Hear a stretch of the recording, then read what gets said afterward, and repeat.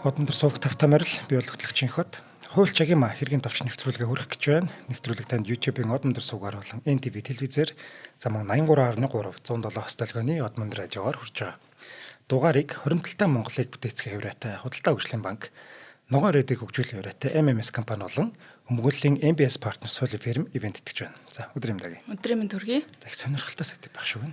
За тийм энийг дэлхийн анхны робот хуульч гэдгийг сонсоод ер нь ямар шуухан юм төсөөлөгдөж чинь чамд. Терминатор л бодогдсон да. Робот гэхээр одоо бол мэдээж AI хөгжсөн учраас AI суурьтай нэг юм хуульч байна л гэж бодож байна уу. Гэтэ энэ чинь шууд компьютер дээр бичээд яах юм уу эсвэл бүр юм бит байгаа юм уу? Бит бишээ. Энэ компани гэхдээ яг өөрсдийгөө дэлхийн анхны робот хуульч гэж өөрсдөө яг нэрлэдэг байхгүй юу?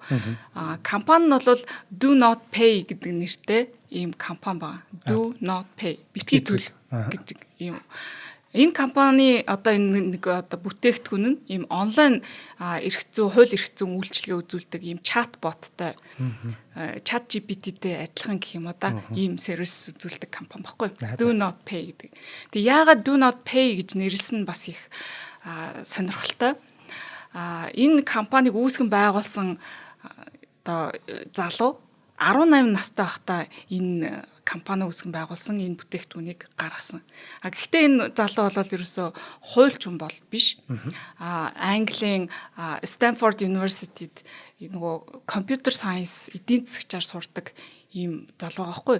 Тэгээд нэгдүгээр курсээ төгсөөд нэм хоёрдугаар курстэй орж явах үедээ энэ компани үүсгэн байгуулсан байгаа юм. Тэгээд үүсгэн байгуулсныгаа тухайн үедээ Twitter дээр ингээд онлайнаар ингээд хууль зүйн зөвлөгөө аваарай гэсэн агуулгатай нэг тийм юм сурталчилгаагаа хийж исэн билээ. За дэлхийн анхны робот хуульч гэж нэрлэгдсэн энэхүү программыг одоо онлайнаар та янз бүрийн хууль зүйн асуудлаа сонгоод өөрийнхөө тулгамдж байгаа асуудлаа сонгоод тэрэндээ тохирсон тийм хариулт авна. За тэгээд тэрнгээр зогсохгүй холбогдох тийм бичиг баримтыг боловсруулахад тусалдаг ийм үйлчилгээг аваад мэдээж энэ төлбөртэй 3 сарын нөгөө subscription хийх төлбөр нь $36 төлбөртэй ийм хуульч байна. Сард $12 гэдэг чинь $50,000 төгрөгөөр юу лээ? $40,000 төгрөгөөр. Тий. За Do Not Pay гэдэг энэ програм бол анх ийм зогсоолын торгуул одоо зогсохыг хоригдсан газар зогсчоор чинь нөгөө торгуул ирдэг штэ тий. Энэ торгуултай холбоотой асуудлыг одоо нөгөө хүчингү олгуулах тийм гомдол гаргах схемтэйгээр тийм аппликейшн маягаар юм гарч ирсэн юм байна л да. Хамгийн анх 2016 онд. За тэгээд 2016 онд энэ компани үүсгэн байгуулагч нь Joshua Brother гээд энэ залуу Guardian сонинд өгсөн ярилцлагада ингэсэн байгаа юм. Do Not Pay chatbot нь Лондон болон Нью-Йорк хотуудад 250,000 гаруй зогсоолын торгуулийг хүчингү болгох тийм оролдлого хийсэн, өөрөөр гомдол гаргасан тий. Ингэснээс 160,000-ыг нь амжилттайгаар хүчингү болгуулж чадсан гэж мэдгдсэн. Өөрөөр хэлбэл тий яг энэ чатботороо зөвлөгөө аваад гомдлоо гаргаад тэгээд ойролцоогоор нийт гаргасан гомдлын 64% нь амжилттай явсан байгаа байхгүй. Тэгээд баг 4 сая орчим долларын зогсоолын юм торгуулийг хүчингү болгож чадсан байгаа. Засгийн газар бол нэлээд ууртай байгаа юм байна. Тэгээд яг энэний яг тоо баримт нь үнэн зөв эсхийг баталгаажуулаагүй л байлээ л дээ. Яг үнэхээр яг ингэ гэсэн үү. Яг тэр чинь өөрөө л тэгж яриад байгаа шүү дээ, тийм ээ. Яг баттайгаа үнэн зөвөөр тэгснүггүй мэдэхгүй байгаа. За тэгэд Do Not Pay хэрэглэгчдэд энэ зогсоолын торгуулийг хүчингү болгохдоо одоо яаж тусалдаг вэ гэхээр эхлээд ийм чат маягаар бол яг чат GPT шиг ажилдаг. Зогсоолын тэмдэг байсан уу байгаагүй юу ч гэдэг юм уу нэг юм энгийн тухайн нөхцөл байдалтай холбоотой тийм энгийн асуултуудыг асуугаад за тэгээд тэрнийхээ хариултан дээр үндэслээд энэ торгуулийг нь хүчингү болгох боломжтой юу гүй юу гэдгийг тодорхойлоод за боломжтой гэж дүгнэх юм бол тухайн хэрэглэгчид ийм гомдлыг нь шууд бэлдэж өгдөг ба. Хаана хандах уу ямар байдлаар гарах уу гэдэг энэ тэр процесс нь бол ингээд тусалдаг гэсэн үг. Тэгэхээр тухайн хэрэглэгч маань шууд хуульчаас те ямар хуулийн ямар заалтын дагуу энэ гэдэг юм асуухгүйгээр энэ чат GPT шиг энэ туслахаар асуугаад амар юм байна. явчих нь шүү дээ, Тий. тий. Айгүй амар санагдаж байгаад. Харин энэ айгүй зөвүүн юм байна. Тургуул нэг $200 тэнцтэй паундаар л англид ч тий. Энэ чинь Англи Америктэй. Энэ Америкт бол компани үүсгэн байгуулагдсан. Одоо Англи Америк тэр даяар байгаа. $200 тургуул байлаа гэж бодъё л та. Тэнгүүд би юмыг яаж мэдгүй $36 энийг авчиж болж байгаа байхгүй. Тэнгүүд $36 төлөөд үйлчлэг аваад минийх туслагдчих юм бол ашигтай шүү дээ. Тэнгүүд $200 төлөх $230 төлснөг ялгаагүй шүү дээ. Гоё юм байна надад ч. Тэгээд үүсгэн байгуулагч Жошуа өөрийнхөө өгсөн ярилцлагандаа ингэсэн байна л да. Би зогсоолын торгуул авдаг хүмүүс ихэвчлэн нийгмийн хамгийн эмзэг бүлгийн хүмүүс байдгаа гэж би боддгоо. Эдгээр хүмүүс бол хуулийг тийм санаатаагаар бол зөрчдөггүй гэх юм уу те. За тэгээд зөрчсөн байлаа гэхэд төлөх чадвар бас төдийлөн байдгүй. За би тэднийг орон нутгийн засаг захиргааны орлогын их үүсвэр болгож ашиглаж байна гэж би боддгоо гэж дурдсан байна. Өөрөөр хэлбэл тэр хүмүүс маш их хэмжээний тийм торгуулийн өрөнд ордог. Энэ буцаагаад орон нутаг одоо тий тухайн бүс нутгийн ч гэдэг юм уу орлогынхоо их үүсвэр болгож ашиглаад байна гэж би боддгоо. Тий. Энэ тэнд 20 эд зогсож болохгүй гэ 20-т юу тавьчихдаг. За тэгээд энэхүү чатботыг тэрээр 18 настай та өөрөө бол англи хүн шүү дээ тий. Лондон хотын одоо орчимд 30 орчим зогсоолын торгуул өөрөө авсан юм байна. Албаар биш ер нь торгуулсан. За тэгээд энээсээ улбаалаад юм санаа авсан юм байна л да. Яагаад ер нь энэ дээр ингээд ийм чатботоор асуугаад ийм хялбархан байдлаар шийддэг тийм юм байж болохгүй гэж бодсон байна. Өөрийнхөө торгуулсан. Тэр хүн чинь нэг дурсгал дээр тий авсан зовлонгоо л яа тийм дөө засгаж оролцдог тий. За тэгээд одоо бол энэ Do Not Pay гэдэг аппликейшн бол ганцхан энэ торгуул зогсоолын торгуул гэхгүй маш олон одоо хууль зүйн зөвлөгөөг бол өгж байгаа. Тэр нь бол хэрэглэгчийн эрхийн зөрчлөөс эхлээд одоо энэ цагаачлалын асуудалтай маш их одоо дөрвөсөд байгаа штэ Америкт, Англид те. За эдгээр тийм зохих хууль зүйн мэдлэг олгох тийм туслалцаа үзүүлдэг юм байна. За тэгээд янз бүрийн хүсэлт гомдол хаана хандах уу гэдэгт нь тусалдаг юм байна. Бичиг баримтыг нь боловсруулад ингээ гаргаад өгчдөг гэсэн үг. За тэгээд мөн одоо нислэгийн тийз зочид буудлын захиалгын цуцлагдангууд нөө төлбөр буцааж авах хэрэгтэй шүү дээ тий. Тэр буцааж авахтай нь холбоотой бас тийм зөвлөгөө өгд юм. Ямар үндслээр яаж хандаж юу гэж гомдол хүсэлтэд гаргах уу? Наачаастай амар юм байна. Ялангуяа тэр цагаачийн асуудал дээр бол бүр надад маш тэр хүмүүс чинь бас хаана ямар хуульч тантхаа бас мэдгүй байдаг шүү дээ тий. За тэгээд нислэгийн ийм сааталт орчлоо гэж бодоход нөхөн төлбөр тэр чин дараагийн нислэгүүд хойшлогдоод ингээд алддаг шүү дээ тий. Тэрэнд нь нөхөн төлбөр авахт нь зориулсан тийм бас зөвлөгөө өгдөг гэж байна. Тий. Тэгээд нөгөө HIV эерэг хүмүүст бас эрхээ ойлгоход нь тусалдаг зөвлөмж бас өгдөг юм байна. За тэгээд тэрүүгээр зогсохгүй бас зөндөө олон төрлийн юм хүсэлт, гомдол, нэхэмжлэл тэ хүмүүс ингээ бие биенээсээ төлбөр мөнгө нэх гэж байгаа бол тэрэн дээр нь одоо шүүхэд хандах нэхэмжлийг нь хүртэл ингэж бэлдэж өгдөг. Янз бүрийн нөхөн төлбөр үеийн тэнд байгууллагуудаас авах шаардах гэх мэтчлэн. За тэгээд Америкийн виз, ногоон карт авахд энэ төр шаардлагатай бүхэл зөвлөгөөг нь өгдөг ийм өргөн хүрээнд бол ажилтдаг болсон юм байна. Ястай гоё юм байна. Энэ манай дээр юу байдаг вэ? Одоо энэ жишээлбэл одоо мэдээллийн сан Англи Америкийн хуулиуд төр чигээр байх нь шүү дээ. Тийм. Тэгээд одоо бас санаа нь бол тийм. Тийм. Тэнгүүд манайх дээр одоохондоо ажиллахгүй юм байна л та. Тийм. Гэхдээ энэ одоо хоёлаа энэ компанига цааш нь бол ярина энэ маань хэр амжилттай явсан бэ? Үнэхээр бүр ингээд сонсоход бол те too good to be true. Бүр амар гоё сонсогдож байгаа. Маш амархан. Хүмүүсийн мөнгийг хэмнэн те.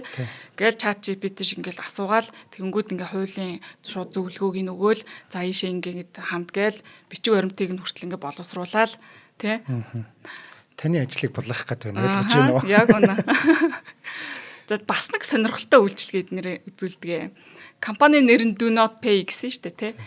Эднийг компанийн нь одоо тэр нэг үйлчилгээнд нэг юм үнгүү туршилтын карт ашиглуулах сонирхолтой үйлчилгээ байна. Virtual credit card-ын дугаар өгчдөг. За тэгээ энийг юунд ашигладаг вэ гэхээр Netflix болон Spotify энэ төр нөгөө аппликейшнууд дээр чинь эхлээд нөгөө subscription юугаар аккаунтаа бүртгүүлэхэд картын дугаараа оруулаа гэж шаарддаг шүү дээ. За тэгэнгүүтээ нэг 30 хоногийн хугацаанд үнэгүй ашигладаг. Тэгээд 30 хоногийн хугацаа өнгөрөнгүүд шууд нэг оруулсан картаас нь төлбөрийг суутгаж эхэлдэг тийм ээ. За энэ компанийн үйлчилгээ нь болохоор тэр виртуал кредит картын дугаарыг ашиглаж бүртгүүлэнгүүд нөгөө үнэгүй трейл хугацаанд нь ашиглаад тэгээд тэр нь ингээд дуусангууд шууд ямар ч төлбөр татагдахгүйгээр хаагдчихдаг. Тэгэхээр нөгөө хүн ямар боломж олгож яах вэ гэхээр 30 хоногийн хугацаанд үнэгүй ашиглах боломж өсчихөж байгаа байхгүй. Тэгж байна. Тэгэхээр хэрвээ өөрөөр тийм виртуал кредит картын биш карт оруулах хэрэг ер нь заавал нэг юм төлбөртэй жинхэнэ банкны карт оруулж бүртгүүлэх шаардлагатай болдог. За тэгээ хүмүүс мартчихдаг тий. Тэгэл автоматар нөгөө картнаас мөнгө нь хасагдчихдаг. За тэгэхээр энэ do not pay-с энэ үйлчилгээг нь авах юм бол сар болгон ч гэдэм үү ингээд виртуал кредит картын дугаар аваад надад ч өөрөөсөө лөөрэ юм хийгээд эхэлсэн шүү дээ. Ингээд тийм subscription цуцлагдаад ч юм уу ийм сонирхолтой ч гэх юм уу. Их л сонир үйлчлэг байна тий. Бараг өөрсдийн шүүгтэж болох юм байна шин. За тэр талаар эдгээр шүүгтүүлсэн. Тийм үү. Тэгээ бас одоо автоматар татагддаг ийм аппликейшнуд бас байдаг штэ. Нэг ингээд бүртгүүлчингүүд ингээд төлбөрийг нь байнга аваад байдаг. Нөгөө хүн чинь ашиглахаа болцсон ч гэсэн тэгээд хүн мартчихдаг. Тэгээд тэр нь төлбөр нь $3, $2 ч гэдэг ингээд автоматар яваад байдаг. Тэдрийг нь бүгдийг нь бас ингээд шалгаж жагаад зогсоодог тийм үйлчлэгээ байна. За тэгээд ийм спам имэйл зэмэлтэн тэмцэх энэ гээд ер нь бол нэг юм илүү юмд бити мөнгөө үрээрээ ч гэдэг юм уу ийм боломж байна гэсэн санаа юм шиг байгаа. Do not pay. Тийм би нэг төгөлдөр уур сурах гээд хай юу гэлээ нэг тийм нэртэй юу байхгүй вебсайт тэр надаа ингээ яаж тоглолтыг зааж өгдөг тэгээд нэлээд сар нүдсэн. Тэгээд тэгж жаад болцсон байхгүй юу тэрийг үзэхээдсэн чи тэрийг мартчихчих. Тэгсэн чинь надаас банкнаас залгаад та сар болго ийм евро төлбөр төлдөг юм байна. Энийг ашигладаг юм уу? Би мартсан байгаа юм чи тэрийг. Тийм маш их хүмүүс тэгдэг. Юу вэ? Наатаа болчих гэсэн чи заа гэ тэгээ боловлчихсан байхгүй юу? Тэгэхээр тэрийг чинь таны өмнөөс хийдэг байх нэ. Тийм байна. За энэ компани бол ингээд 16 оноос хойш үйл ажиллагаагаа явуулж байгаа. 2021 он гэхэд бол энэ компани томоохон хөрөнгө оруулагч нараас 10 сая $10 хөрөнгө татаад 210 сая $10 үнэлгээтэй ийм компани болж өргөжсөн байгаа. За тэгээд саяхан буюу одоо 2024 оны 1 сараас эхлээд хөрөнгө оруулагч нартаа ногдол ашгаа тарааж эхэлсэн гэсэн билээ. Энэ компани үүсгэн байгуулагч нь 1997 онд төрсэн ийм залуу хүүхэд байгаа шүү дээ. Тийм байна. Тийм. Тэгэхээр уул нь бол энэ санаа маш гоё. Тийм. Тэгээд хүмүүс бол энэ робот хууль зүйн үйлчилгээний талаар янз бүрийн сэтгэлдэлтэй байгаа юм л да. Жишээлбэл Garden блог нийтлэлд нэг хэрэглэгч бичсэн байгаа. Энэ чатууд надад ингээд 1998 оны хувийн мэдээллийг хамгаалах хуулийн дагуу миний хувийн мэдээллийг ингээд шууд маркетингийн зорилгоор ашиглахгүй байхыг ингээд сануулсан тийм албан ёсны мэдээлэл бичгээд ингээд тусалсан гэсэн байгаа юм. За American Lawyer гэд нэг юу гэдэг штэ. Тэрний нэг юм зохиолч нь хэлэхдээ do not pay-ийн чатбот нь надад хүүхдэд асрах амралтын хугацаагаа хэрхэн яг хуулийн дагуу ингээд хүсэлтэд гарах уу гэдэг дээр маш нарийн тийм судалгаатай зохих хэлбэрээр нь бичгэд тусалсан гэдэг юм уу. Ер нь бол иймэрхүү байдлаар хүмүүс бол хандаж тусламж авч байсан, үйлчлүүлж исэн. Тийм нэг тусламж үйлчлэгээ авах боломжтойгоо мэдгүй хүмүүсс байж байгаа шүү дээ. Яаж бичвүү, тийм үгүй нийлүүлж чадахгүй ч гэдэг юм уу. Тийм. Одоо жишээлбэл одоо төрөөс ийм үйлчлэгээ үзүүлдэг гэдэг нэг тийм үйлчлэгээ байгаа байхгүй. Тэрийг мэдгүй хүмүүсээс яваад байгаа шүү дээ. Би тэр үйлчлэгийг авах ёстой хүн байгаа байхгүй. Тийм. Тэр хүмүүс ч гэсэн туслана гэсэн үг тийм. Мэдээлэл авчихна шүү дээ. Нөхцөл байдлаа оруулчаар та ийм эрэхтэй байна гэх юм уу. Манайд бол их л эрэхтэй юм байна. Тийм. Тэгээд үүсгэн байгуулагч Жошуа бас ингэж хэлсэн байна л да. Дэлхийн бүх хуульчид энэ технологиос маш их айх хэвээр одоо бол тий. Эцсийн эцэст энэ бол одоохондоо ингээд хэдийгээр бүдүүлэг байгаа ч гэсэн ингээд цаг хугацааны явцад төгс төгөлдөр болох үед тий маш олон хүмүүс энэ бүтээгдэхүүнийг ашиглаж эхэлснээр хуульчийн төлбөр бол 99.99% хямдарнаа гэж хэлсэн байгаа. Тэгээд би энэ бүтээгдэхүүнээ сайжруулах зорилгоор Google-ийг хөгжүүлэхэд тусалсан Стэнфордын профессоруудтай хамтарч ажиллаж байгаа. Улам төгс төгөлдөр болгоно. За тэгээд хиймэл оюун ухаан бол хүний оюун ухаантай адилхан бөгөөд компьютерыг төгс хариулт өгөхөд нь сургаснаар илүү ийм сайн хурдан зөв алдаагүй ажилдаг болно гэж ярьсан байна. За хоёулаа хамтран ажиллагчаа танилцуулаад цааш үргэлжлэе. За дугаарыг хамтран ажиллагчаар хоримтлалтай үрждэг сар хариултаа хадгалах үйлчлэгийг санал болгосон Худалдаа хөгжлийн банк оролцож байгаа. За Худалдаа хөгжлийн банкны хэлбэр хоримтлал гэдэг 4 үйлчлэгийг бид нар танилцуулсан шүү дээ. Тэрний хариултаа хадгалах гэдэг үйлчлэгийг ашиглаад 25,000 төгрөг ингээд цуглуулсан хадгаламжийн дасантаа хийсэн хүнийг худалдаа хөгжлийнх маань тэр мөнгөний нэг дахин буюу 50,000 олгож өгөх гэж байгаа юм. Одоо урамшуулна гэсэн үг. Чи юунда хоримтлалтай мөнгө хийсэн байна, сайн байна. Тэгээд 25,000 төгрөг хүрсэн байна. За бид нар чамайг урамшуулаад тэр чинь үржүүлж өгье гэдэг ийм үйлчлэгийг санал болгож байгаа юм. За энд хөтөлбөрт хэрхэн хамрагдах вэ гэвэл Худалдаа хөгжлийн банкны хэрэглэгч биш бол бид хоёрын доор гарч байгаа QR кодыг уншуулад TDB онлайн гэдэг аппликейшнийг татчих явах юм. За тэгээд аппликейшн ашиглаад 6 сар ба түүнээс дээш сарын хугацаатайгаар хадгаламжийн данс за мөн харилцах данс нээх юм бэл. За тэгээд бас Худалдаа хөгжлийн банкны Brita Visa, Master гэх мэт хүссэн бит болон виртуал карт захиалаад тэгээд тэр нэг нээсэн хадгаламжийн данс ба штэ. Тэр болоод энэ карт хоёрын хооронд нь холбочих юм бэл. За тэгээд Худалдаа хөгжлийн банкн дээр очиод за би танаа хариултаа хадгалъя гэдэг үйлчлэгийг амаар байна. Ингээд юуны сонголтуудтай байхгүй үнийн дүнгийн 1000, 2000, 3000 ингээд 5000 хүртэл за би 1000 төгрөгөөр хариултаа хадгалъяг сонгоё гэд тэгээд одоо тохиролцоо тохируулга хийлгэж. За тэгээд худалдан авалт хийх болгонд чинь таны данс руу нөгөө хариултууд жороол байх гэсэн. Тэгээд 25,000 төгрөг хүрэх юм бол тэр дүн тэр мөнгөийг чинь нэг удаа үржүүлэх буюу 50,000 төгрөг болгож данс руу хийж өгөх гэж байгаа юм байна.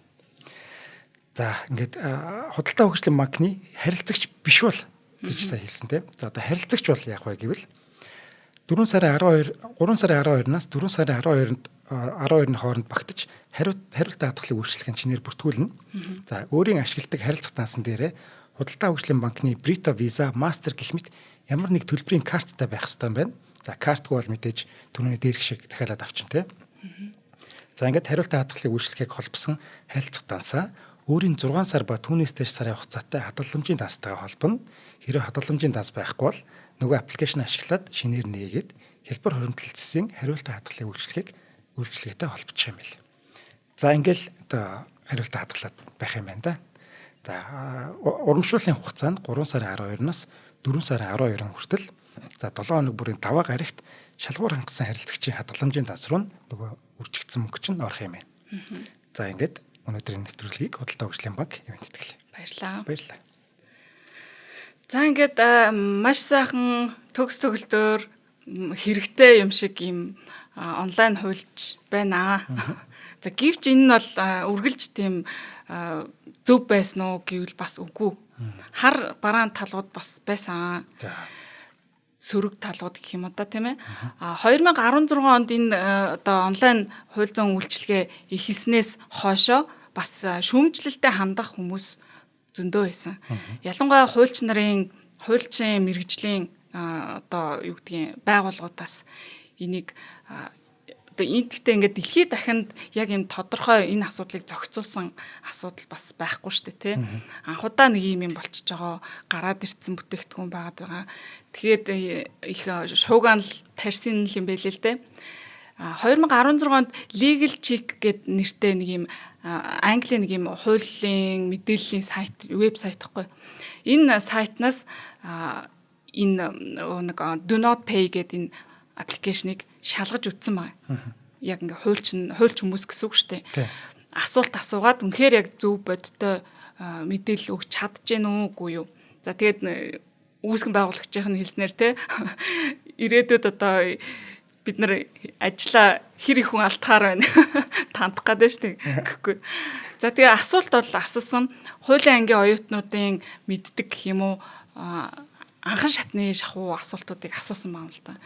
Гэтэл энэ нь хариулж чадахгүйсэн. Буруу алдаатай хариулт өгч ирсэн. За тэрийг нь тухайн үедээ яг юу гэж дүгнжсэн гэхээр энэ програм дөнгөж хөгжүүлж байгаа болохоор нөгөө дата бааз энэ нь хангалттай биш байхаа гэж тухайн үедээ бол хэлж исэн юм байлээ. Дүгнжсэн вебсайтн дээр нь гарч исэн. Тэгтэл тэр үед чинь хилээд байгаагаар нь зөндөө олон хүмүүс хуульчин зөвлөгөө аваад яваад байгаа шүү дээ тийм. Гэтэл яг ингээд тий хуульчин асуухаар буруу хариулаад исэн байгаа байхгүй юу? Ер нь бол. За тэгээд бас өөр нэг вебсайтнаас бас асуусан байдаг юм аа. Above the Law гэдэг нэг юм хуулийн сургууль, хуулийн мэргэжлийн талаарх юм мэдээллийг гаргадаг вебсайт бас энэ робот хуульчийн талаар дүгнсэн байгаа байхгүй. За энэ AI хуулийн үйлчилгээ нь хууль зүйн зөвлөгөө өгөхдөө гээд алдаа гаргаж болцсохгүй юм байна гэдгийг анхаараарай гэд Do Not Pay-ийн энэ сурталчилж байгаа үйлчилгээний нэг хэсэг болгох энэ цагаачлалын статусыг баталгаажуулах зэрэг энэ чухал асуудлууд нь хэрвээ алдаа гаргах юм бол бусдын амьдралыг сүрүүлэх хэмжээний тийм ноцтой үр дагаварт хүрэж болцсохгүй байна гэж бол анхааруулж исэн. За эцсийн дүндээ ер нь бол энэ төрлийн үйлчилгээ нь онлайнаар явагдаж байгаа юм хялбаршуулсан үйлчилгээ нь энэ зогсоолын торгуул гэх мэт юм жижиг сажиг асуудлуудад байж болж гин те. Тэр чи одоо үнэхээр тэмдэг байна уу байхгүй юу гэдэг юм ингээд энгийн байдлаар тодорхойлох боломжтой юм дээр бол ашиглаж болж байна. Гэхдээ илүү тийм том хэмжээний асуудалд бол эрсдэлтэй байгаа учраас хуульчаас зөвлөгөө авч байгаарэ гэсэн агуулгатай тийм мэдээллийг бас өгж исэн байна. За тэгээд мэдээж хүмүүс бол ашигласаар л байсан л да. Одоо бол англи болон Америкийн 50 мужид бүгдэнд нь ингээд ашиглагддаг байгаа. За 2023 оны 1 сард Do Not Pay-гээс нэг юм мэдгдэл хийжсэн. Робот AI хуульчийг шууд шүүх хурал дээр ашиглахыг одоо оролдоно гэжсэн. Шууд шүүх хуралд оролцуулна гэж. Тэр нь ямар байдлаар оролцуулах гэж оролдож исэн гэхээр ингээд тухайн хүн AI энэ аппликейшн аваад орно. Тэгээд энэ Bluetooth шиг юм чихвч зүгээд тэгээд тэр нөгөө AI нь шүүгчийн хэлж байгаа аргумент ч гэдэг юм нөгөө талаас гаргаж байгаа асуудлуудыг сонсоод тэгээд шууд нөгөө үйлчлүүлэгчд зөвлөгөө өгөх юм байна. Тэрийг нь ингэж давтаж хэлэх ч гэдэг юм уу. Тэгээд хуулийн одоо зүйл заалтуудыг нь шууд ингэж зөвлөгөө өгч юм. Нэг тиймэрхүү байдлаар санаа нь бол оролцуулах тийм оролцуулах болно гэж 2013 оны 1 сард бол мэдгдэл хийсэн. Гэхдээ энийг нь хууль зүйн одоо яг үйлчлэгээ явуулах ирэхгүй итгээд одоо энэ одоо шүүх танхимд оролцуулна гэж байгаа нөөрөө бас болохгүй гэдэг асуудал яригадаад тэгээд зогсоохоос өөр аргагүй болж исэн л доо. Гэтэ бас үнэхээр тэгээд туршаад үтсэн бол бас сонирхолтой л нэ тий. Гэтэ энэ чинь өөртөө туршиж үтцсэн болоод өмнө ямар нэгэн шүүх хуралч гэх юм уу. Трейл маяг юм ялцсан л байх л та тий. Гэтэ яг үнэхээр яг бодит шүүх хурал дээр тэгж ороод хүнийг баллаа тайвал яа. Бага илээ балаа юм нөгөөд нь одоо хүний ярьж байгааг зөв сонсох ч юм уугүй ч юм уу те. Мэн мэд шиг ярьж чадахгүй. Хуульчийн үгийг AI нь буруу сонсоод игүүл яа. За тэгээд ер нь энэ AI гэдэг асуудал ингээ хууль зүйн салбартай холбогдоод эхлэхээрээ бүр яг ингээ хуульчийн ажлыг хийгээд ирэхээрээ яах юм бэ гэдэг асуудал бас босч ирж байна гэдэг юм нэг тэмдэг анхааруулга ч гэдэг юм уу нэг юм болж байгаа юм л да яг энэ Do Not Pay гэдэг компани бол дэлхийд дахинд за хүмүүсээ те хиймэл оюун ухааныг ашиглаад ингээд хуульчийн үүргийг гүйцэтгүүлээд эхлэх юм бол бэлнөө та нар бэлнөө ямар эрх зүй зохицуулах юм бэ ямар эрхтэй ямар үүрэгтэй байх юм бэ цаар хүрэн те упс гэх мэтчлэн энэ анхааруулга сануулгыг өгч хэлсэн гэж хэлж болох юм. За тэгээд Do Not Pay гэдэг чинь яг анхны ийм компани болж байгаа учраас энэ компани хувь заяа хэрхэн яа шийдэгдэх нь дараагийн яг ийм төрлийн AI үйлчилгээ үзүүлэх одоо бүтээгдэхүүн зөндөө гарч ирж штэ тий. Эднэрийн ирээдүйг тодорхойлоход ийм маш том нөлөө үзүүлэх юм байна.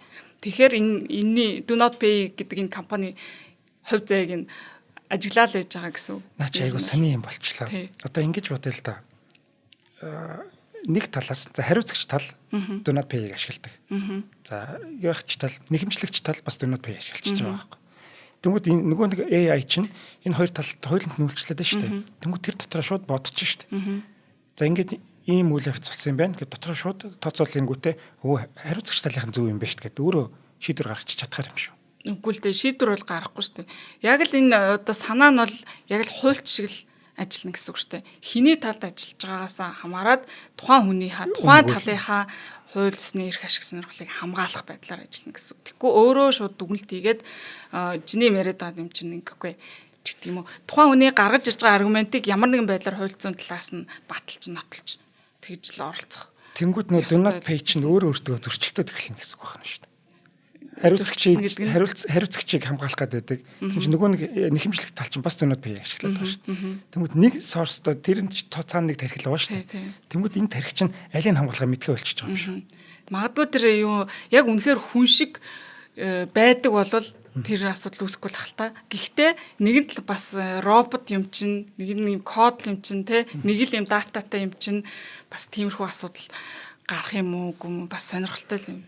Тэгэхээр хэлж мэдгүй. Хэрэв хүн шиг бодит хуульч нар шиг байх юм бол тийм асуудал гарахгүй л дээ. За одоо хоёлаа юу энэ do not pay хуулийн одоо шүүхийн өмнө дуудагдсан асуудлыг ярив. За. Тийм. 2 удаа шүүхэд дуудагдсан. Бүр хоёлаа class action бол дуудсан байгаа юм л та. Хоёлаа 2023 онд үссэн хэрэгүүд байгаа. За хамгийн анхны шүүхийн маргаан нь бол энэ компанийг ямар үндслээр шүүхэд дуудсан бэ гэхээр хэрэглэгчдийг хуурам эхэлсэн, бүтээгдэхүүнээ буруугаар танилцуулсан гэдэг үндслээр дуудагдчихсан байгаа. Чикагод төвтэй Edelson гэдэг нэг хуулийн фирм 2023 оны 3 сард Сан Францискогийн шүүхэд нэхэмжлэл гаргаад энэ Do Not Pay гэдэг энэ компани одоо өөрийнхөө бүтээгдэхүүнийг дэлхийн анхны робот хуульч гэж тодорхойлсон нь буруу. Энэ бол хууль зөрчиж байна. За цаашлах юм бол компани өөрийгөө одоо хитрхи ингээд бодит байдлаас өндрөөр үнэлээд ийм өндөр амлалт өгснөөрөө одоо хэрэглэгчдэд ийм өндөр чанартай ч гэдэг юм уу мэрэгжлийн хуулийн зөвлөгөө өгнөө, бичиг баримтыг чинь боловсруулж өгнөө гэж итгүүлж байна. Гэтэл энэ харамсалтай нь энэ Do Not Pay гэдэг энэ аппликейшн бол хэрэглэгчдийн хувьд ямар нэгэн хуульч эсвэл ерөөсөө хуулийн фирм юу ч биш. Яг энэ Do Not Pay гэдэг энэ аппликейшнийг ингээ аваад үзэх юм бол ямар ч тийм хуулийн зэрэг байхгүй, degree тэ юу ч байхгүй. Тэгээ ямар ч нутаг дэвсгэр тийм одоо ажиллах эрхтэй тийм хуульч бол биш. Тэгээ дээрэс нь Do Not Pay гэдэг энэ аппликейшн бол ямар ч бодит хуульчийн хяналтанд байдаггүй. Одоо тэр өгж байгаа зөвлөгөөнүүдийн ард нь ямар ч хуульч байдаггүй гэсэн үг байна. Тэгэхээр энэ бол ингээд хууль зөрчиж байна.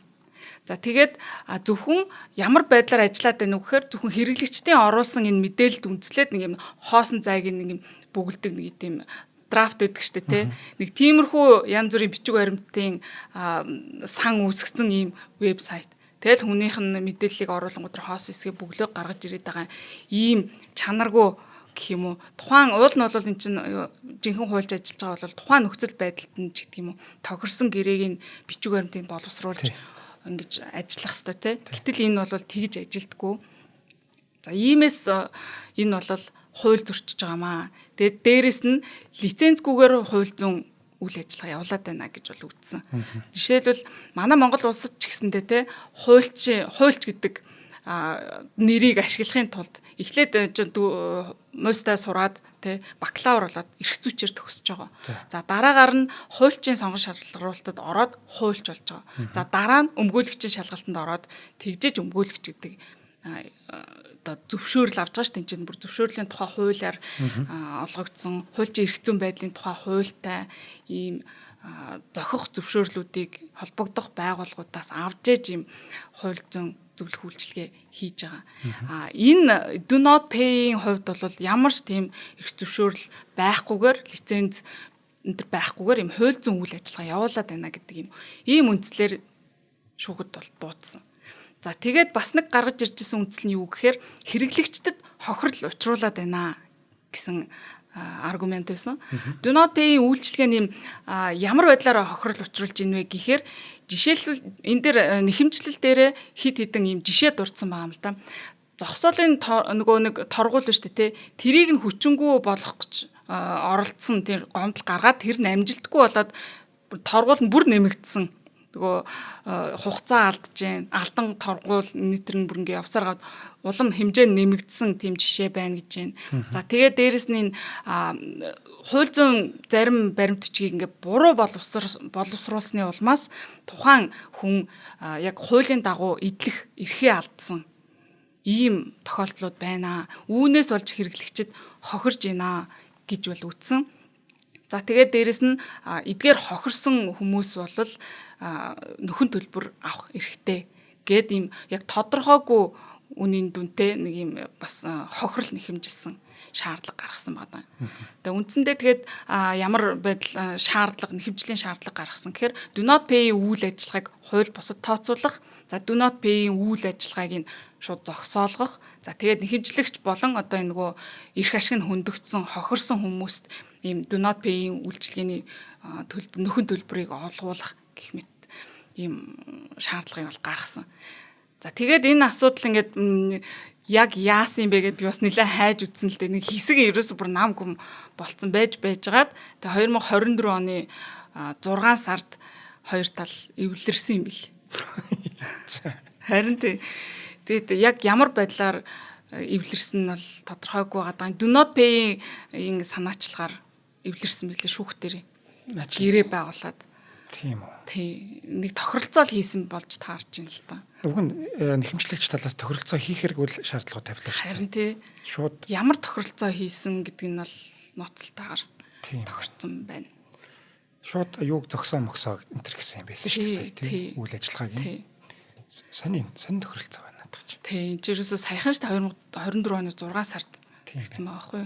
Reuters дээр гарсан билээ. За хоёр дахь хэрэг ороод цацсан хэрэг. Хоёлаа хоёр дахьаас өмнө хамтран ажиллагчаа танилцуулъя. За ногоон оройдын хөгжлийн үрээтэй MMS компани манай нэвтрүүлгийг мэдтгэж байгаа. За MMS компани 2022 оноос нарны цахилгаан үс хүрийн дэлхийн номер 1 брэнд болох Genco Solar брендийн Монгол улс дахь албан ёсны дистрибьютороор ажиллаж эхэлсэн. За хэрэглэгчдийнхээ олон талт хэрэгцээнд нийцүүлээд нарны эрчим хүчний иж бүрэн шийдлүүдийг санал болгож байгаа. Нэг зүйлийг хэрэглэн штэ. Нарны эрчим хүчний иж бүрэн шийдлүүд гэж. За одоо ингээд юу хавтангууд байна. Тэгээд за кабелууд ч гэсэн орно штэ тий. Хавтангаасаа кабелаар явна. Тэгээд цэник хураагчтаараа очино гэл гэх мэтчлэн ингээд ямар одоо төрлүүд юмнууд байдгийн тий. Тэр иж бүрэн гэдэг нь. Тэнгүүд хавтан нэг өөр брэнд байсан. Цэник хураагч нэг өөр брэнд байсан. Гэх мэтчлэн ингээд янз янзын мөхсөр тавьчих юм бол чи яг хоорондоо хавцалтаж ингэж ажиллаж чадах уу гэдэг чи яг сонирн байхгүй. Энэ ашиглуулын коэффициентнийг одоо тулсан тэр одоо коэффициентд хүрэх үгүй юу тий. Бас магадгүй хоорондоо ажиллахгүй байж байгаа шатчих юм билүү мэдэхгүй шүү дээ. Тийм болохоор яг бүгдийн цогцоор нь ингэж худалдаж авах зүгээр юм байна. За дээрээс нь Монголд албан ёсны дистрибьютороор ажиллаж байгаа учраас үнийн хувьд ч гэсэн боломжийн за тэгээд одоо оригинал гэж ярьдаг шүү дээ. Яг чанартай тийм бүтээгдэхүүнүүдийг оруулж ирж байгаа юм. Манай MMS их. За Genco Solar нь хэрэглэгчдэд хамгийн өндөр ашигт ажиллагаа бүхий Таяр нэг зэрэглэлийн нарны хавтанг эрчим хүч хувиргах, хоримтлуулах системийн төгс шийдлийн хамт нэг дор санал болгож байгаа ийм үйлдвэр юм. Тэгээд яг Genco дээр очивол чи лагерийнхаа байшин ингээд эрчим хүчийн нарны одоо юугаар эрчим хүчээр хангахыг шийдээд тэгээд ерөнхийдөө Genco дээр очиход л ерөөсө бүх шийдлүүдийг ингээд хийгээд өгчих юм. Одоо хаана юу тавих уу, ямар одоо хэмжээ хязгаартай юм байх юм. Бүгдийг зөвлөд хийгээд өгчих. Ийм гоё үйлчлэгийг үзүүлж байгаа. За ингээд 2022 оны эхний хагаст Santera болон Sangiga нэртэй нарны эрчим хүчний систем бүхий цогц шийдлүүдийг зах зээл нэвтрүүлээд ажиллаж байгаа юм компани байна. За эдний ногоон ирээдүйг хөгжүүлэх гэдэг ураатай шүү дээ. Яг энэ өрөөндөө тохирсон маш гоё үйл ажиллагаа явуулдаг юм. Тийм байна. Агаарын бохирдол те талын юмд нөлөөлж чадах үсэл юм да. Тий. Хасаа эртлээд нэг гоё юм хэлсэн. Дэлхийн одоо ирээдүйд дэлхийн бүх байшин өөрсдөө юм одоо эрчим хүч үйлдвэрлэх цахилгаан станц болох юм байгаа юм. Тэгэх ёстой гэж хэлсэн. Тэгвэл Монголд анхны юм байна. Бонд бол баг тийм болоод ихсэн баг шүү. Тийм баг. Нарны эрчим хүч тэгээд цэнгээ ингэж нөгөө хоримтлуулад тэгээд нөгөө зардаг гэдэг штеп. Тэр бол бас л тий. Монголд харин тийм болчвол өстэй тийм гоё байшингийн MMS-ийн барьсан байхгүй. Яг одоо тэр юуны ногоон байшин ямар байх хэвээр яг тэр стандартын дагуу. Тэгэд өөрөөсөө яг цэвэр Монгол инженерүүд барьсан. Маш гоё байшин одоо энэ нисхийн тойргийн урд тал байгаа шүү дээ. Тийм. Очиж үзсэн аа. Үгүй хажуугаар нь явжсэн. Тийм үү. Би орж үзсэн. Өстой гоё байшин бэл. За ингээд та бүхэн дэлгэрэнгүй мэдээллийг Facebook-ийн MMS Green Building гэдэг нэртэй одоо хуудаснаас авч болно. За мөн 77.1 1999 дугаарын хувьцаар холбогдоод дэлгэрэнгүй мэдээлэл аваарай. За өнөөдрийн дугаарыг MMS ивент итгэлээ. За баярлалаа. За хэрэг рүүгээ хоёр дахь хэрэг рүүгээ оръё. 2023 оны 11 сард нь бас нэг шүүхийн маргаан үүссэн байдаг. Америкийн нэгдсэн улсын Illinois мужийн өмнөд дүүргийн холбооны шүүхэд Miller King гэдэг нэртэй ийм хуулийн фирмээс бас нэг хэмжил гаргасан байдаг. За ямар агуулгатай нэг хэмжлээсэн гэхээр ер нь бол төрөүний юутай адилхан хөлчлөлийг сандарч байна. Сандарч штэ. Яг төрөүний нэхэмжилтэй бол ер нь бол адилхан. За хууль бусаар хууль зүйн үйлчилгээ үзүүлж гэн тэ хууль зүйн үйлчилгээ явуулах эрхгүй итгээд үйлчилгээ үзүүлж гэн гэсэн агуулгатай. Тэгээд дээрэс нь хохирол бол нэхэмжилж оролцсон байгаа юм л та. За энэ Miller King гэдэг нь бол ийм нэг жижиг хуулийн фирм юм байл л дээ. Ингээд бүс нутгийн иргэдэд хууль зүйн зөвлөгөө өгдөг нэм жижигвтер хуулийн фирм байгаа. За тэгээд дараах 3 үндслэр бол үндсэндээ буруутгасан. Лицензгүйгээр хууль зүйн зөвлөгөө явуулж байна, өгж байна. За өмнөхтэй адилхан. Тий. За тэгээд Do Not Pay өөрийнхөө үйлчлэгийг робот хуульч гэж зарлаад байна, тий. Хуульч гэж өөрийгөө нэрлээд байна. Энэ нь бол худлаа хуурамч сурталчилгаа хийж байна. Хуульч биш юм бэж хуульч гэд ингээд сурталчилгаа хийгээд байна шүү дээ, тий. Төөрөгдүүлж гин гэсэн үг. За энэ бол хууль зөрчиж байна. За тэгээд 3 дахь шаардлага нь болохоор одоо энэ Do Not Pay-ийн ийм маягийн үйлчлэгийг одоо Miller King болон бусад ийм хуулийн фирмүүдэд хуульч нарт хохирол учруулж байна гэж гаргаж ирсэн байгаа. За тэгээд энэ асуудлыг Do Not Pay бол ерөөсөө мэдээж хүлээн зөвшөөрөөгүй, нэхэмжлийг бол үндэслэхгүй гэж үзсэн. Тэгээд дээрэс нь Miller King-ийг бол шүүхэд нэхэмжлэл гаргах эрхгүй итгээд байна гэж үзсэн. Яагаад гэвэл яг энэ Do Not Pay гэдэг компани үйл ажиллагаа явуулж байгаа нь яг энэ Miller King гэдэг компани яг ямар одоо эрх ашгийг нь хөндөд байгаа юм. Яаж зөрчөөд байгаа юм. Тэгэхээр нөгөө эрх ашиг нь хөндөгдөөгүй итгээд бол мэдээж нөгөө талын эсрэг хэмжил гарах боломжгүй. Тэгэхээр энэ тэд нарыг бол эрхгүй та нар шүүхэд хэмжил гарах эрхгүй стандинг хийх эрхгүй гэсэн. За тэгээд яг энэ Do Not Pay-ийн үйлчлэгээнээс болоод хохирол амссан гэд байна. Үүнийгээ яаж нотлох юм бэ? Та нарт нотлохоо байгаа юм уу? Нотлохоор байхгүй. Боддоор яг би тэдэн төгрөг танаа энэ Do Not Pay-ээс болоод алдчихлаа гэдэг юм та нарт байгаа мó гэж маргасан. За тэгээд шүүх бол мэдээж энэ хэргийг нь хянаад Miller King-ийн хэмжлийг үндэслэхгүй гэж үзээд за юу гэж үндэслэхгүй гэсэн гэхээр одоо яг энэ Do Not Pay-ийн үйлчлэгээнээс болж хохирол амссан гэдэг хангалттай нотлох баримт байхгүй байна гэж үзсэн юм л та. За тэгээд яг гоо шүүхээс Miller King-ийн хэмжлийг хүлээж авахаас татгалзаж бол шийдсэн байгаа. Яг н түрүүнд ярьснаар яг Miller King-ийн яг ямар эрх ашиг нь Do Not Pay-ээс болоод хөндөгдөд байгаа гэдэг нь тодорхойгүй байгаа байхгүй. Яг ямар байдлаар чи хохироод байна гэдэг нь тодорхойгүй. За тэгээ энэ асуудлыг тодорхой болгоод дахин шүүхүүд хандах боломжтой гэж дурдаад ингээд хэргийг нь хүлээж авахаас татгалзаж шийдсэн ба. Miller King нөгөө өмнөхтэй адилхан тохиролцоод мөнгө авчий гэсэн бас утгах санааг өөрчлөлт санаа байсан уу яасан гэхдээ тэгээд ялагдчихлаа. Тэглээ. Тэгээ имийг юу оролдоод үзсэн ба шүү дээ. Тий. Хуульч нар их сандарч байжээ. За гэтэл энэ асуудлыг эцлэн гэх юм уу да бараг л эцлэн шийдсэн нэг шийдвэрийг 2024 оны 9 сард гаргасан. Хаанаас гаргасан бэхээр Америкийн нэгдсэн улсын холбооны худалдааны комисс Federal Trade Commission гэдэг тэр байгууллагаас энэ Do Not Pay-ийн эсрэг арга хэмжээ авч байна гэдгийг 2024 оны 9 сард зарласан. Тэгээ шийдвэр гаргасан. За ямар шийдвэр вэ? За энэ нөгөө нэг FTC-ийн Do Not Pay-ийн үйл ажиллагаанд шалгалт хийсэн байгаа юм л та. Тэгэд шалгалт хийгээд энэ холбооны худалдааны комиссийн хуулийг зөрчсөн байна гэдэг дүгнэлтийг гаргасан байна. За тэгээд ямар агуулгатай гэхээр одоо хууль зүйн үйлчлэгийг хууль бусаар үзүүлж хэрэглэгчдийг хуурамч зар сурталчилгаагаар хуурам ихсэн байна. Нөгөө түрүүний сая яваад байгаа хоёр хуулийн фирмээс гаргасан хэмжлүүдийн одоо үндслүүд нь яваад байгаа шүү дээ. Хуурамч зар сурталчилгаа ашиглаад байна гэж. За тэгээд мэдээж компани бол энэ FTC-гийн шийдвэрийг бол хүлээн зөвшөөрөөгүй. Яг хүлээн зөвшөөрөөгүй гэдэг нь ийм зөрчил гаргасан гэдгээ бол хүлээн зөвшөөрөөгүй. Гэхдээ шийдвэрийг нь дагаж мөрдөхөөр тохирсон байгаа юм л та.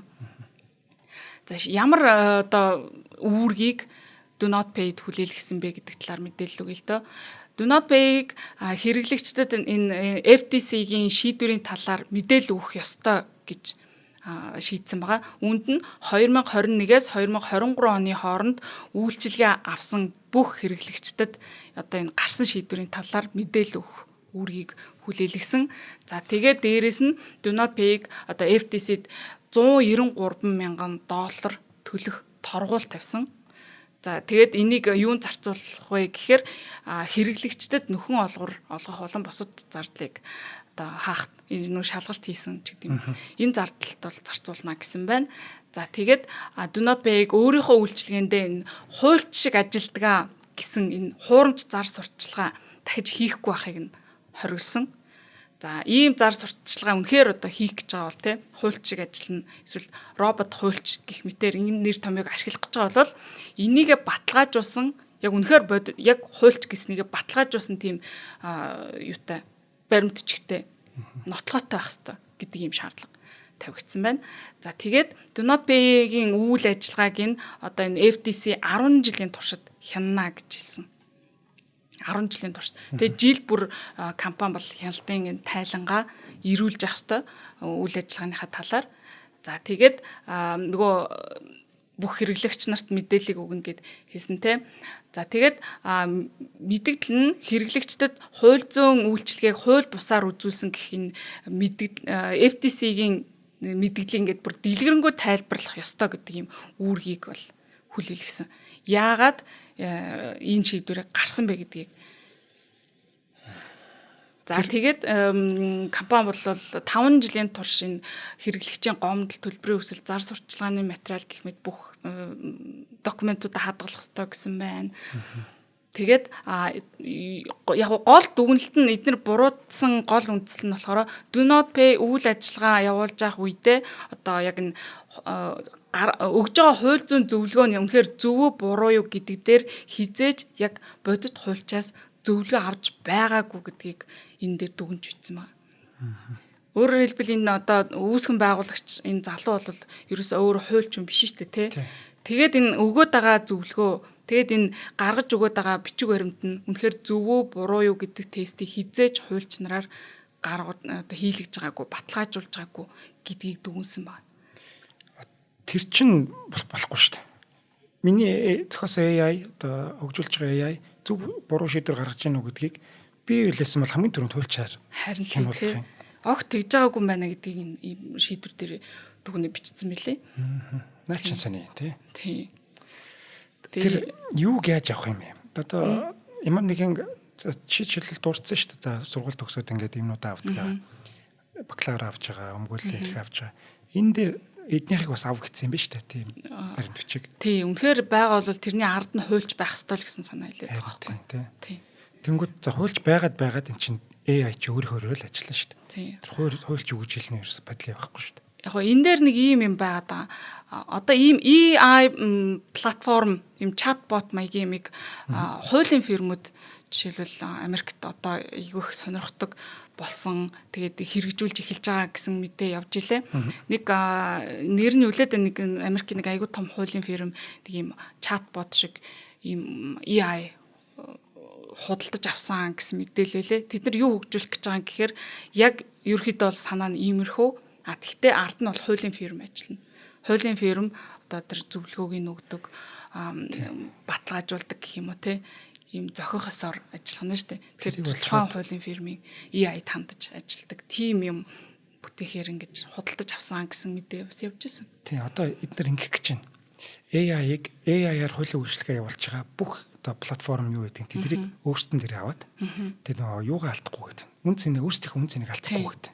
тий. Яг үн цэнийг алдахгүй гэхээс үл энэ бас эрсдэл ч дээ. Ер нь бол тухайн хэрэглэгчд. Тий. Одоо ингэж бодоод байгаа байхгүй. Энэ нэг залуу жишээлбэл ийм do not pay гэдэг ингээд явчлаа. За бус нь илүү хөгжүүлээд гарч ирээд ингээд явчих юм бол нөгөө том хуулийн фирмүүд ч өөрсдөө ажилгүй болоод ингээд гэдэг шүү дээ. Тэнгүү тэрнээс урдаж AI-ийн төлөв бид нар өөрсдөө худалдаад авчи. Тэгэхээр энэ AI ашиглаж байгаа бол бид нарыг бас ашиглаж байна гэсэн үг. Төлбөр нь ч гэсэн бид нар рүү орох юм байна. Тэр нь чи үнэн ч гэсэн бага одоо манайх шиг $36 бол тогтохгүй байх. Тэгэл ах. Өшөө илүү үнэтэй л гарна. Мэдээж үнэтэй л гарна л да. Тийм. Ер нь бол ийм AI хууль зүйн салбарт орж ирэхгүй байна гэж бол байхгүй. Угаасаа л орж ирэх нь тодорхой. Гэхдээ ямар байдлаар зөв зохистой орж ирэх ёстой вэ гэхээр магадгүй энэ тэр хуулийн фирм AI чатбот худалдаж авч байгаатай адилхан гэж хуульч нараар үнэхээр баталгаажуулсан хяналтанд ор байдаг ч гэдэг юм уу те. Яг ийм байдлаар л орохгүй болвол бас шууд хамаагүй гэж ямар ч хуульч биш хүн ийм интернетээс гуглдээд ордог юм байж бас болохгүй л дээ тийм ээ. Тэгэхээр цаашдаа бол энэ нөгөө хэрэглэгчийн эрхийг хамгаалах энэ шудраг байдал гэдэг юм уу зөв зүйтэй байдлыг хамгаалахын тулд ийм стандартыг тогтоох гээл явж л байна л. Энэ бол мэдээж эцэлэгдэн бол шийдэгдээгүй шүү дээ. Ер нь бол одоо зэн компани явж байгаа байж байгаа. Эднийхтэй одоо үйлчлүүлэгч хэр байна? Гайг байна уу? Одоо мэдгүй ч өөрөөс нь асахгүй. Их ууртай байна. Тэгэд энэ ChatGPT AI-г бол хуульч нар маш өргөнөөр бол ашигладаг штэ. Одоо ч гэсэн ашигладаг. Бүр нэг юм амар инээдтэй кейс бүр байдаг. ChatGPT-гээр ингэж нөгөө юугээ шүүхэд гаргаж өгсөн нэхэмжилт нь хариу тайлбараа ChatGPT-гээр бэлдүүлээд орцсон. Тэгээд нэг Америкт чинь нөгөө common law тэгээ нөгөө президент лотой болохоор тэд нар чинь гаргаж ирж байгаа эсэргүүцлийнхаа аргументыг одоо няцаахта өөр хэрэг ишилж одоо тэдэн онд тэгж тэр шүүгч ингэж шийдэжсэн болохоор гээд нөгөө нэг тэгж ишилж оруулж ирдэг штеп. Тэгээ ChatGPT-гээр нэг тийм хийлгүүлээд орсон байгаа байхгүй юу. Тэгээд хуульч нь шүүгч нь нөгөө тэр хуульчийг дуудсан байгаа юм л та. Энэ дээр чинь дурдаад байгаа энэ кейс ерөөсөө байхгүй нэг.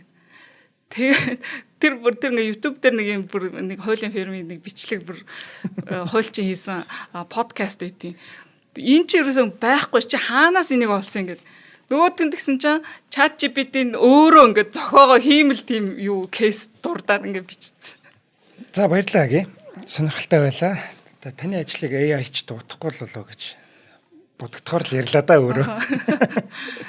За нэвтрүүлэг та бүхэнд YouTube-ийн од мөндөр суугаар болон NTV телевизээр замун 83.3 107 хостолгооны од мөндөр хажуугаар хүрсэн дугаарыг хоримтлалтай Монголыг бүтээцгээ Евротай худалдаа хөгжлийн банк болон ногоон ирээдүйг хөгжүүлэх Евротай MMS за мөн өмгөөллийн MBS партнер соёлын фирм ивент тэтгэлээ. Зааги баярлалаа. За баярлалаа.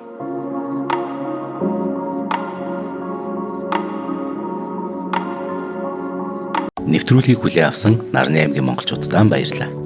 Од мөндөр суваг энэ мэтлэн танин мэдхүн 1000 хөтөлбөрийг 2025 оны 7 сарын 1 хүртэл та бүхэнд хүргэх юм.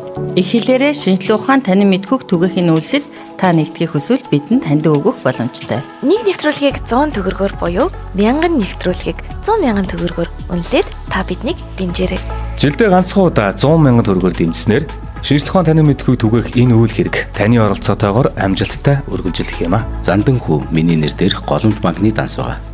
30 15 15 1942 30 15 15 1942 Та 100,000 төгрөгөөр шилжүүлэхдээ гүйлгээний утга дээр нь өөрийн нэр болон утасны дугаараа заавал бичээрэй. 100,000 төгрөг хандвалснаар од мөндөр сувгийн алтан гишүүн болох юм. Шинжлэх ухаан танин мэдхүй Монголд ялах болтугай.